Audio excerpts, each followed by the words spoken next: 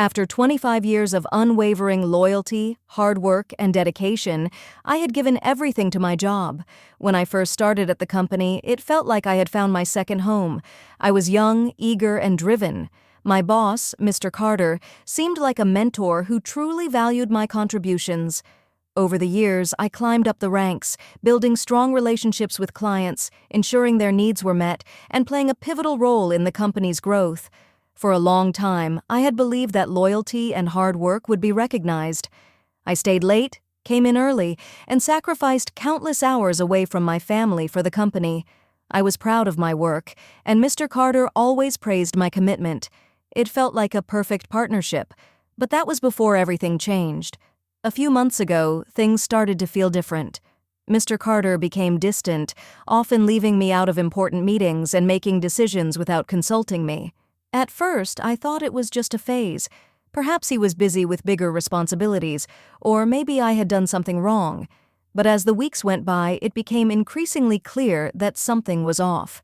Then, one afternoon, as I sat in my office, I received the email that would change my life forever. Mr. Carter called for a meeting. When I entered his office, he was sitting behind his desk, a look of indifference on his face. I had no idea what was coming. "Kiran," he started, his voice unusually cold, "we've been evaluating the company's future, and we've decided it's time to make some changes. Your position is being eliminated, effective immediately." The words hit me like a punch to the stomach.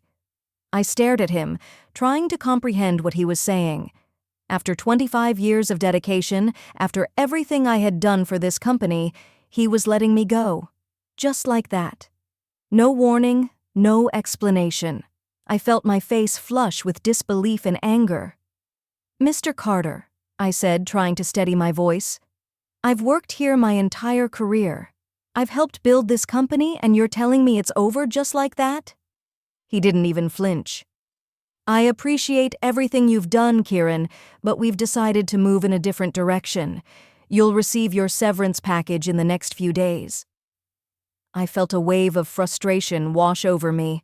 I had given everything to this company, and in return, I was treated like I was disposable.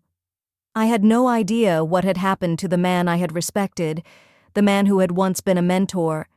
This cold, detached person sitting in front of me was a stranger. I walked out of his office, my mind racing. The feeling of betrayal was overwhelming.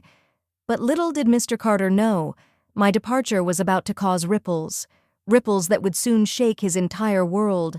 The days after my firing were a blur. I walked out of the office that day with a mix of emotions, anger, confusion, and a deep sense of betrayal. How could Mr. Carter, someone I had trusted and worked for, do this to me? I had always prided myself on my loyalty and dedication, but in the end, it didn't matter. As I sat at home, staring at the severance package in my hands, I couldn't help but wonder what went wrong. I spent the next few days gathering my thoughts and trying to figure out my next steps, but something strange happened. My phone started ringing. First, it was a few clients, long-term clients I had personally helped over the years. They were calling to check in, to ask if I was okay. I was a little surprised, but what happened next truly shocked me. One by one, clients began to close their accounts with the company. 70% of the clients I had worked with for years reached out, saying they were pulling their business. At first, I didn't think much of it. Maybe it was a coincidence. Maybe they were just having a bad day. But when the calls kept coming in, it became clear there was a direct connection to my firing. I felt a strange mix of emotions, pride for the relationships I had built, and vindication, knowing that my work had made such an impact. The company wasn't just losing a long-time employee, they were losing their clients because they had lost trust in Mr. Carter. The very foundation of the company was crumbling, and I was just starting to understand the weight of what had happened. I had always known the importance of personal relationships in business. It wasn't just about the transactions or the products, it was about trust, about people feeling heard and valued, and I had spent the last 25 years building that trust. But Mr. Carter, in his infinite wisdom, had ignored that very foundation. Now the damage was starting to show. I didn't want to celebrate their downfall. I wasn't that type of person. But as the phone calls kept coming, I realized something. I wasn't the only one who felt betrayed. The clients who had been with the company for years, many of whom had become friends over the years, saw Mr. Carter's decision for what it was: a huge mistake. They weren't going to stick around and support a business that didn't value its people.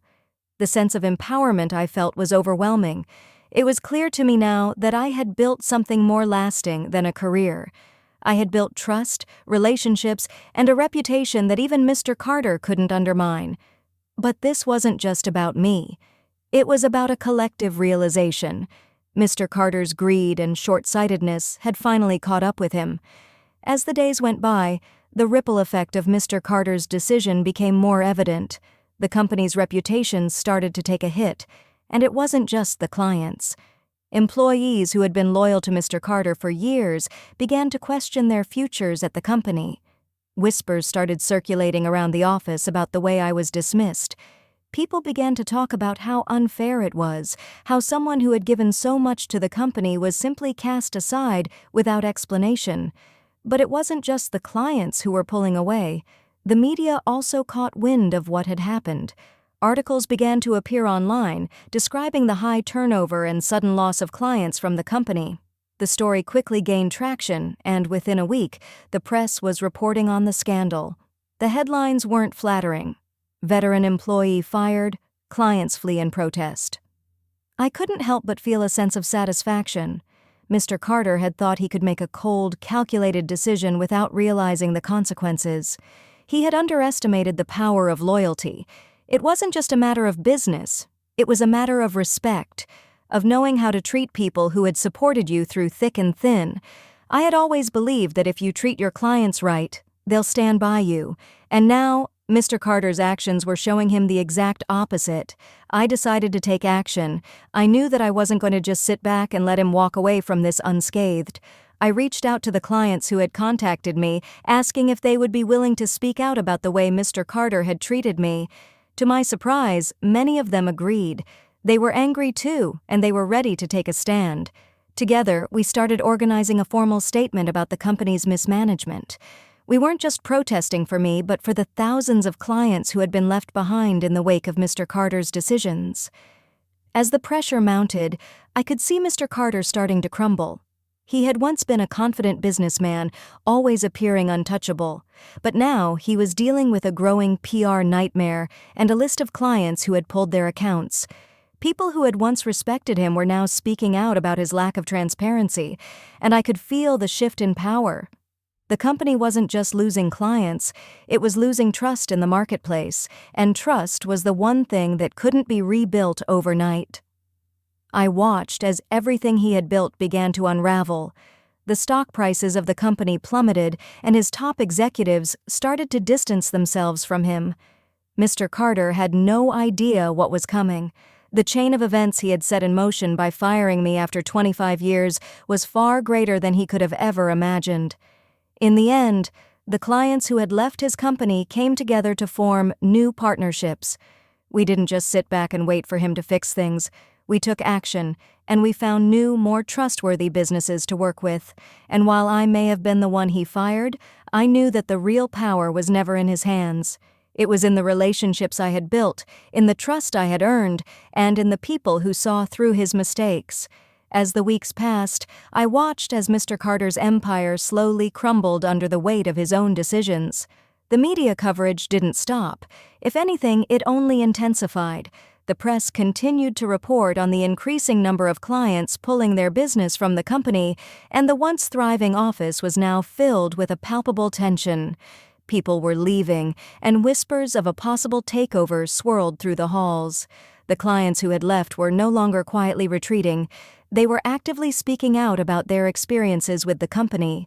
Many of them, like me, felt the sting of Mr. Carter's cold decision-making.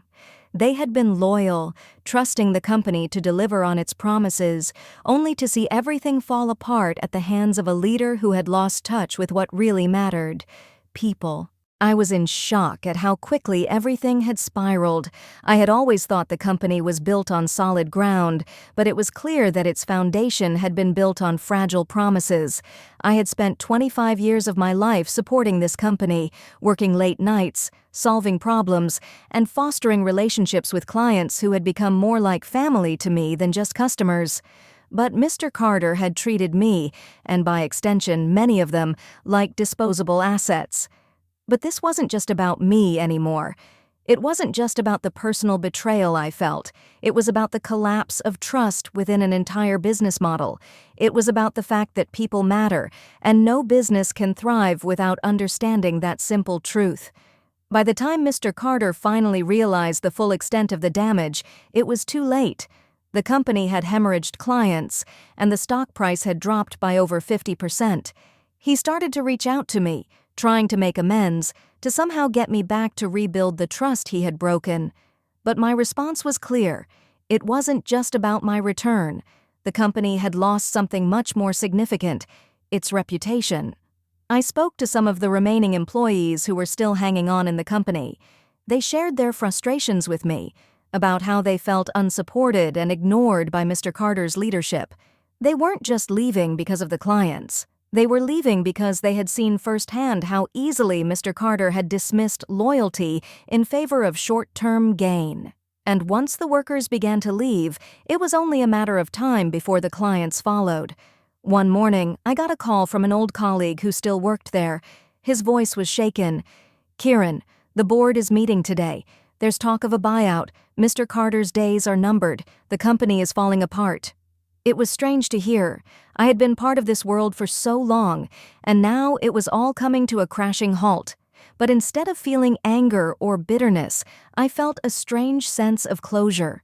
In that moment, I knew that my value wasn't in the job I had lost. It wasn't in the title or the paycheck. My value had always been in the relationships I built, the loyalty I showed, and the trust I had earned from the people I had worked with. And that was something Mr. Carter would never be able to replace.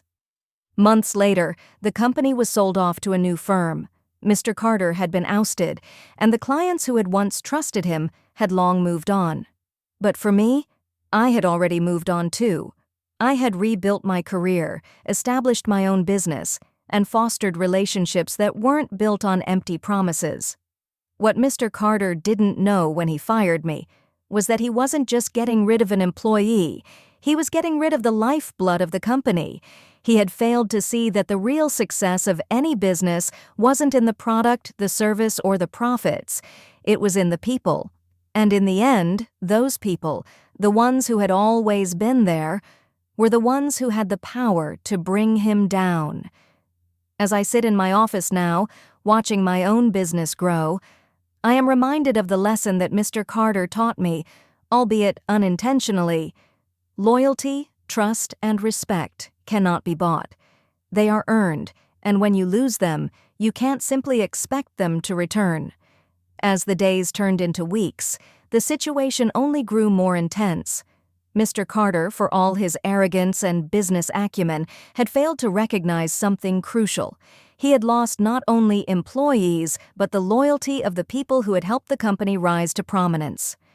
While he tried to fix the PR nightmare, the damage was already done. The media continued to report on the company's downfall. Articles were published with headlines like "Company in Crisis After Firing Key Employee" and "Mass Exodus of Clients and Employees from Top-Tier Firm." What started as a slow leak was now a full-blown flood. I spent those weeks trying to keep my mind occupied, focusing on rebuilding my career. But no matter how much I worked, I couldn't help but think back to my time at the company. I had been so dedicated, had given everything to the business for a quarter of a century, and now I was watching it unravel. The bitterness of being let go after so many years of loyalty still stung, but now it was overshadowed by a more significant feeling: vindication. One evening, I sat down with a few of the clients who had left Mr. Carter's company. It wasn't easy. They had been loyal to the company for years, and leaving wasn't a decision they took lightly. They told me about the phone calls they had received after Mr. Carter had fired me, the ones where they felt abandoned. Many of them had been on the fence about staying with the company before my firing, but when they saw the complete lack of regard for an employee who had been such a large part of the company's success, they realized they couldn't continue doing business there. They said if they could do that to Kiran, they could do it to anyone. And that, more than anything, had made them reconsider their trust in the company. They had seen firsthand the impact I had on their businesses, the care and attention I had always given them, and suddenly it wasn't just about the products or services. They had trusted me. When I was dismissed, they no longer felt that trust in the company. We talked for hours, and I could see the genuine concern in their eyes. They weren't just worried about their business dealings, they were genuinely concerned about what had happened to me. They knew the power I had in the company, and now that it was gone, it felt like something fundamental had broken. Mr. Carter had not just fired me, he had broken something far bigger: trust. I felt a sense of satisfaction and empowerment, knowing that the relationships I had built over the years had made such a difference. The clients weren't just businesses, they were people I had worked with for years, and I had never taken their trust for granted. Now they were the ones who were standing with me, helping me rebuild my career. I realized that the value I had in that company was never just in my position or the work I did. It was in the relationships I nurtured. These relationships were solid and irreplaceable. I didn't need Mr. Carter or his company to move forward. I had a network that believed in me, and that was far more valuable than anything the company could offer. But as I reflected on everything, I couldn't help but feel a sense of gratitude. If Mr. Carter hadn't made that decision, I never would have realized the true depth of the impact I had. His cold dismissal of me had led to something much greater, the realization that I had the power to create something better on my own, outside the toxic environment he had created. I began to make plans. I wasn't going to start from scratch. I had an incredible network of clients and colleagues who were ready to support me.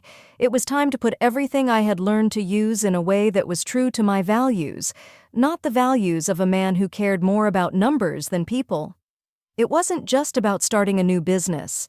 It was about building something sustainable, something that was founded on trust, respect, and long-lasting relationships. As the weeks turned into months, I dedicated myself to building my new venture. I reached out to the clients who had stood by me during the turbulent time, offering them my expertise and the reassurance that I would give them the care and attention they deserved. Slowly but surely, I began to establish a name for myself, not as part of the old company, but as an independent, trusted professional who valued relationships above all else. It wasn't easy at first. There were hurdles to overcome: marketing myself, gaining trust from new clients, and competing with the firm that had once been my entire career. But with each passing day, I felt a sense of freedom that I had never felt before. I didn't have to answer to Mr. Carter anymore, and I didn't have to navigate the toxic corporate politics that had drained me for so many years. I was finally building something authentic, something based on the core values I had always believed in. What surprised me most was the level of support I received from people I hadn't expected.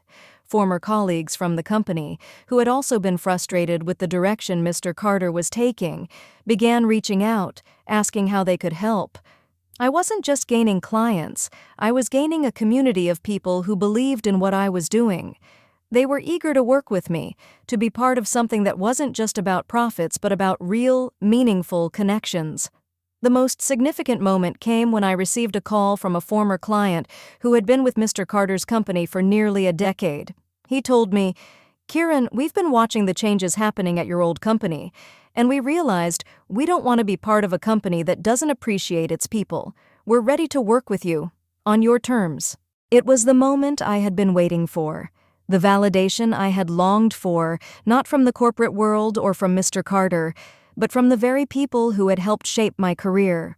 I was rebuilding my future, not because of one bad decision, but because I had built something that others believed in. I had always known that business was more than just a transaction. It was about trust and integrity, things that Mr. Carter had failed to see. Soon after, I officially launched my own business. It was small at first, but word spread quickly. Within a year, I was working with more clients than I ever had before, and I had built a team of talented people who shared my vision. I wasn't just surviving, I was thriving. Meanwhile, Mr. Carter's company continued to struggle. Despite all his efforts to salvage it, the damage was irreversible. The clients who had once been loyal to him were now scattered, and the business was losing its standing in the industry. It wasn't just about the numbers anymore. The trust was gone, and no amount of money could buy that back. I occasionally heard news about Mr. Carter, rumors of him stepping down, of board members distancing themselves from him, and of the company's stocks continuing to plummet. It was strange, in a way, to watch the very man who had let me go suffer the consequences of his own decisions, but I didn't feel any satisfaction in his downfall. I had already moved on. I had created something better, something that was built on the foundation of respect and loyalty. Looking back now, I realize that being fired from that company wasn't the worst thing that ever happened to me. It was the best thing. It forced me to break free, to trust myself, and to build something that truly reflected who I was. It wasn't just about the money, the clients, or the recognition. It was about doing something that I could proudly stand behind. I had been through the storm, and now I was reaping the rewards of having stayed true to my values. In the end, it wasn't just Mr. Carter who learned a lesson. We all did, because in business, as in life, the most important thing isn't what you have. It's who you have beside you.